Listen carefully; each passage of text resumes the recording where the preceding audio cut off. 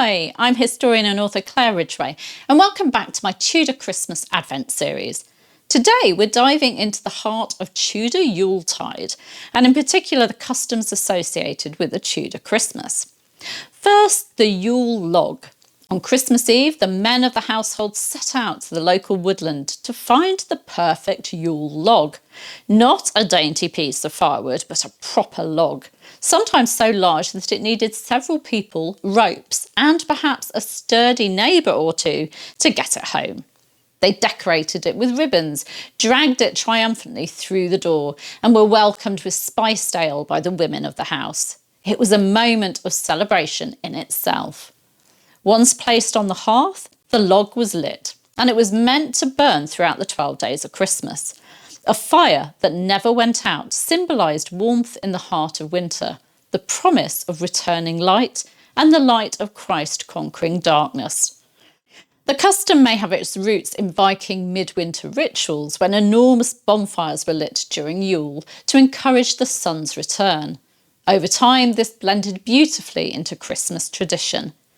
And if a piece of the Yule log survived the season, charred but intact, it was saved to light next year's log, a spark of continuity, good fortune, and protection for the household. Today, most of us don't drag enormous logs through the village, but many of us do enjoy a Yule log, the chocolate Swiss roll sort, decorated with frosting and a sprig of holly, a delicious echo of a much older tradition. But now let's move to the other end of the Christmas season, Twelfth Night, the grand finale of Tudor festivities.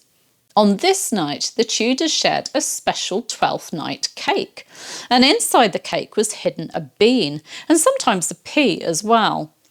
Whoever found the bean in their slice became the Lord of Misrule, or the King of the feast.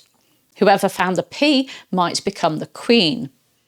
A.H. Bullen describes this wonderfully in A Christmas Garland.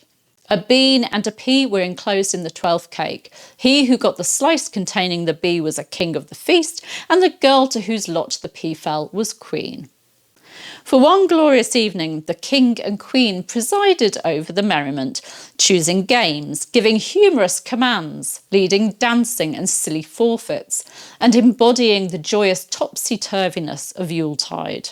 Twelfth Night was a time when the world turned upside down. Servants might rule over masters.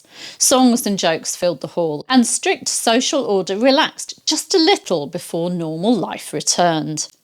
The poet Robert Herrick captures the spirit of the evening perfectly. Now the mirth comes, with the cake full of plums, where beans the king of the sport here. And he goes on to describe crowning the wassail bowl, that warm spiced drink of ale, cider and roasted apples that I mentioned yesterday, and drinking to the new king and queen of the night. And wassailing was part of the celebration too, though I covered that yesterday. On Twelfth Night, it was all part of the noise, the light, the laughter, and the last wild celebration. So Tudor Yuletide wasn't just about feasting. It was a season lit by the glow of the Yule log, the excitement of Twelfth Night cakes, the playful rule of the Bean King, and the gathering of friends and family in warmth and celebration.